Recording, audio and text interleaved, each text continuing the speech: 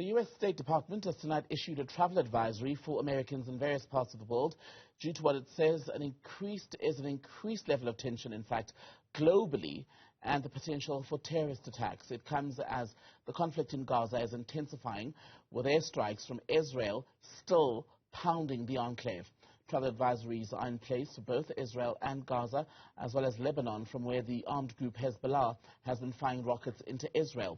Let's get the view on this now of the international relations expert, Professor John Stremlau. A very good evening to you, Professor. Good to have your time tonight. So, how serious should this advisory from the U.S. State Department be taken tonight? Well, there's a defensive move because we don't know and whether there's threats or not, but at least the State Department has indicated that everyone should be careful because terrorist actions against U.S. Diplomatic personnel is not unheard of, and it could happen again. But why would they think that U.S. citizens in particular may be at risk at this point? Are they suggesting that the American Association, or the solidarity that America has chosen to pledge to the Israelis is what may now place them at increased risk? Well, at the moment, you know, the world is pretty much polarized, and this is not going to help the peace process. I tried to suggest that I think South Africa has a very real and constructive role to play by being a long-standing friend of the Palestinians and being partisan, but still keeping its lines open to the Americans and to the other members of the international community with stakes in this conflict. We don't want to see an escalation, and there was a terrorist attack in Europe, as you know, in the last few days, killing a couple of innocent civilians. And so I think the U.S. is being just typically cautious. I know that there's been a history here in South Africa of the U.S. Embassy, so-called crying wolf, about a terrorist risk that proved to be baseless. But it only takes the death of some Americans to cause problems politically for the administration of any administration. Professor, help us understand, perhaps from a South African context, what sort of thinking, reasoning, intelligence would have gone into the Americans issuing such an alert. Because, as you're saying, there was one, I recall, last year in South Africa where it was just before Pride. I think there was going to be a Pride march that weekend where everyone was told that there was an imminent threat, if you will, which actually never came. You know, you just don't know what the situation is. I think the more important question is, can you cool down this terrible escalation of violence against the Palestinians by the Israelis in response to the Hamas invasion of the areas near Gaza that caused the death of 1,200 Israelis and civilians. And I think that Biden's willingness to go out there in person and talk to Bibi Netanyahu, the prime minister, and also to raise the question of humanitarian access and corridors, and somehow making sure that this is not an escalating scenario, which already is, and the havoc being unleashed against Palestinians, people in this open air prison of the Gaza Strip is just abominable. But it is in response to the Hamas provocation, I suppose. It's just now maybe there will be enough movement for a two-state solution, and I think in that context, the South African government is very well positioned to represent the interests and concerns of the Palestinian people. But is the U.S., is Joe Biden himself a real honest broker in what's going on? When you consider that, yes, he said Hamas does not represent the full views of the people of the Gaza Strip, yet the Americans are preparing, under his leadership, to give more money to the Israeli military, which right now is spending a lot of its military money on the bombardment of the Gaza Strip, which, as we've already been told, even civilians are being killed in those strikes. Yes, they're going after Hamas, but every day you see a video of children and women who are killed in this. So can he really claim to be an honest broker for peace when he's basically funding active warfare? Well, no, this is a positioning by Biden to try to get some influence on the Israeli government, which is in a revenge mood.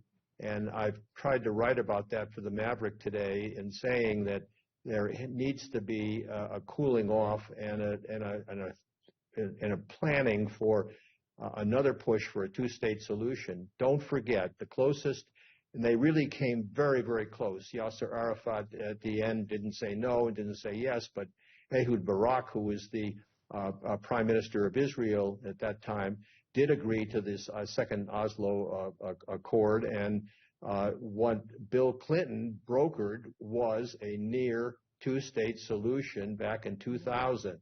Now, I don't think that the Americans have the credibility and the independence to go ahead and broker for a new solution, but in partnership with South Africa and other friends of the Palestinians, maybe because there is a growing consensus internationally for stopping this cycle of violence.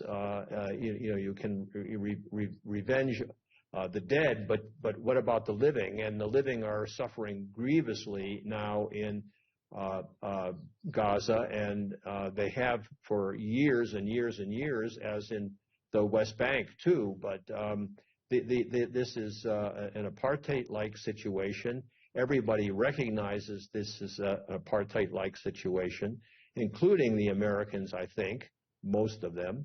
And so consequently, there needs to be, now that the Hamas terrorists have caught everybody's attention, a push on this crisis to finally get a settlement and stop the escalation risk that is attendant to this escalating crisis. How can there be a settlement, though, when, as I was saying, more US dollars are going towards the Israeli military? You've got, even today, the British Prime Minister, Rishi Sunak, in Israel as well, pledging support, saying, in fact, not only does he say that Israel has a right to defend itself and its citizens, he says it has a duty to do so, in that meaning that the bombardment should, in fact, continue.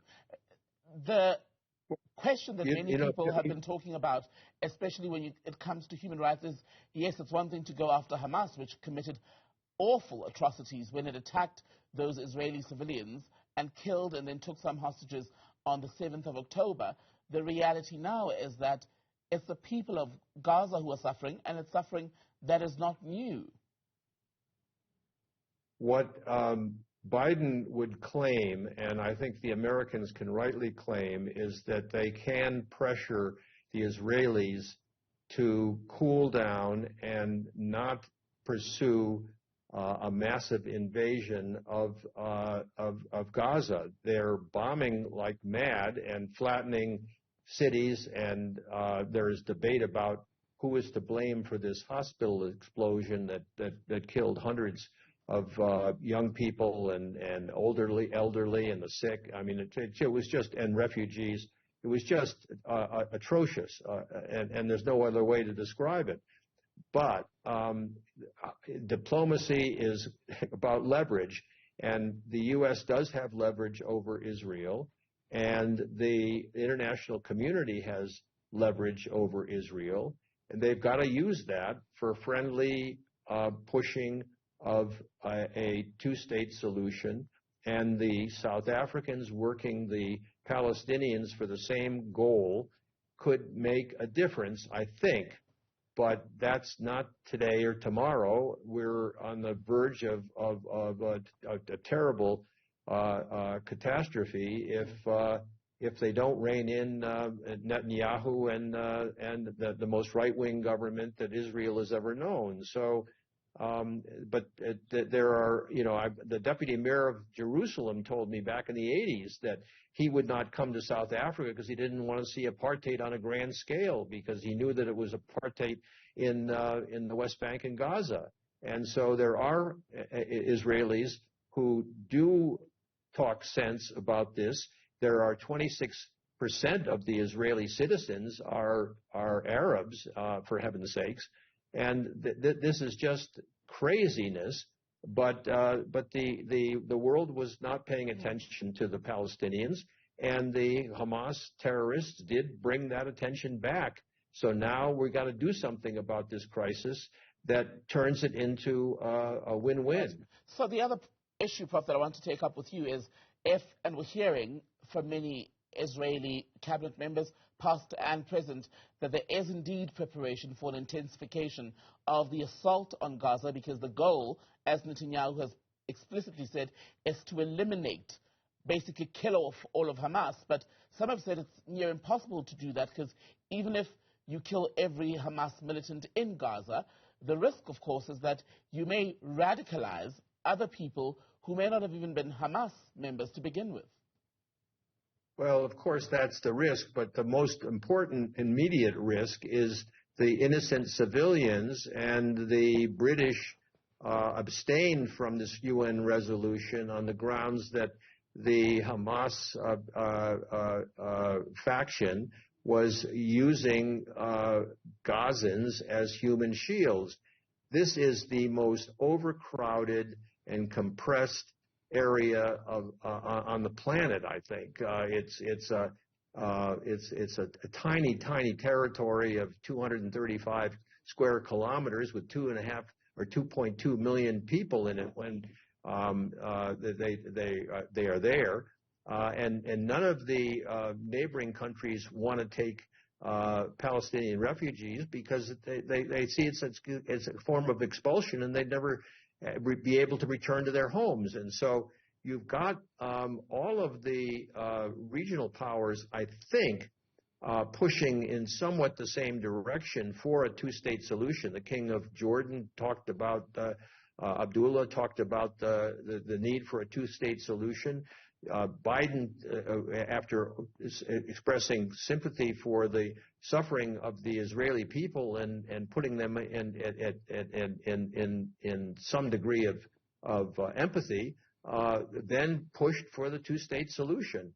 So there is a moment now when we could finally move beyond this terrible polarization and the ethnic cleansing that is likely to follow if the Netanyahu government has its way, and that can't be the case. You've got to give the Palestinians a homeland. Thank you very much for that, Professor John Stremlau. Good to speak to you, international relations expert, speaking to us tonight, by the way, with that warning, an alert, if you will, for Americans abroad from their State Department to be careful over the coming days, a warning of the high probability of attacks, as well as demonstrations due to what it says are global events, tensions across the world, not least of which the situation in Gaza, where the bombardment by Israeli forces who say they want to kill off the Palestinian armed group Hamas is continuing. So far, more than 3,000 people have been killed in Gaza.